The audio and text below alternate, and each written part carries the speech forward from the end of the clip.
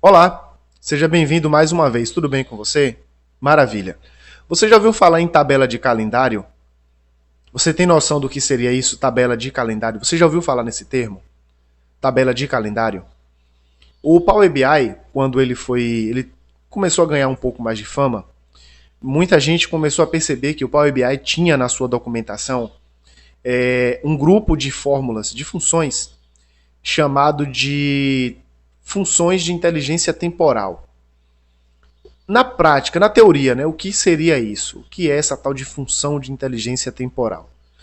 São funções que elas se posicionam em uma determinada coluna, coluna esta que obrigatoriamente tem que ser uma coluna de data ou que contenha datas, né? E ela se posiciona lá para ela começar a fazer análises do tipo média móvel, produção, vamos falar de produção, né? Vendas dos últimos X meses, comparativos, como a gente chama de ano sobre ano, mês sobre mês, trimestre sobre trimestre. Então, quando a gente faz isso, a gente precisa de uma tabela que contenha todas as minhas datas, e essas datas precisam estar estruturadas de forma correta. E é aí que entra a tabela de calendário. Como que a gente faz isso aqui no Power BI? Eu já trouxe para cá, se você não viu o vídeo anterior eu estou falando sobre extração de dados. Essa etapa faz parte do tratamento de dados, do famoso ETL, tá? Então, aqui, o que é que eu vou fazer? Eu vou identificar uma coluna que tenha data, não importa o formato, tá? E eu preciso trazer as informações dessa coluna para montar um calendário, tá? Eu vou utilizar essa coluna aqui, ó, Date Key. Eu só vou mudar o formato dela. O formato aqui para a coluna de calendário não tem diferença, tá? Pode ser nesse formato dia, mês, ano, como pode ser o dia, mês, ano descrito como você viu. Não tem diferença. E qual a importância dessa tabela? Não somente para as funções agregadoras da análise temporal, mas também para você entender os resumos de períodos que você tem. Quando a gente trabalha com grandes períodos, é importante a gente ter uma tabela que agregue esses dados e que permita a gente analisar isso de forma rápida. Como é que eu faço isso aqui no Power BI? Eu vou na página inicial, eu já estava lá na ferramenta de tabela, né? Eu posso ir por ela também. E eu vou criar uma nova tabela. Pronto, nessa nova tabela, aqui eu preciso escrever o nome dessa tabela. Eu posso escrever de calendário, desse jeito, ó, de calendário. Eu posso escrever F calendário. Eu posso escrever simplesmente calendário. Lembrando que, como boas práticas, a gente não recomenda colocar acento, tá? Igual. E se você não conhece de fórmulas DAX, que é a linguagem padrão interna da construção das fórmulas aqui no Power BI, eu vou fazer um vídeo falando sobre algumas dessas que são as mais importantes. Não se preocupa em tentar entender a fundo a função que eu vou utilizar aqui agora, porque ela é muito simples. Mas ela vai trazer o que a gente precisa. Olha só, eu vou utilizar a função calendar, e ela vai precisar de dois parâmetros, start date e end date.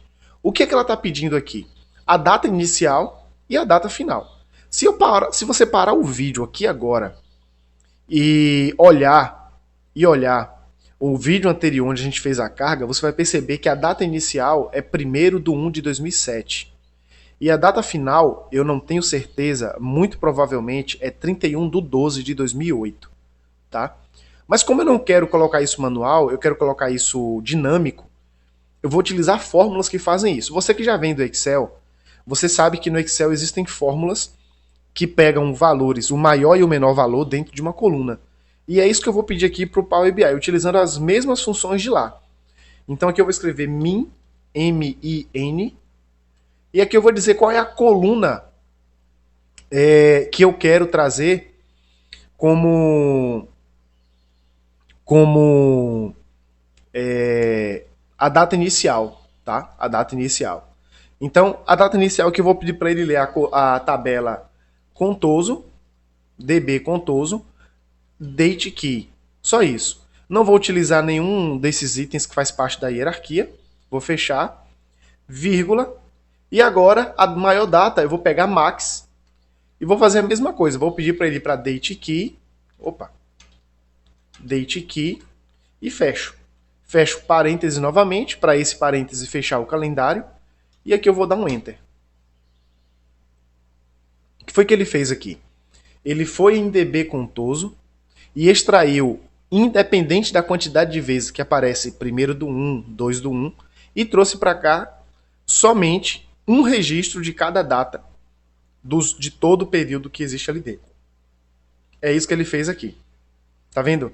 Então aqui eu tenho 2 anos, e esses 2 anos a gente pode começar a trabalhar criando mais colunas. Por exemplo, uma coluna que é duas colunas que são muito importantes aqui, coluna de data, de mês e de ano. Então eu vou criar uma nova coluna, eu vou chamar de ano, ano igual a year. Year em inglês, você que sabe inglês, é ano, tá? Então aqui qual é a coluna que eu vou utilizar para trazer o ano? É essa daqui, calendário, date. Fechei e Enter. Aqui agora eu vou adicionar mais uma coluna e eu posso utilizar mês. Para as colunas eu posso colocar os caracteres especiais, sem problema nenhum, tá?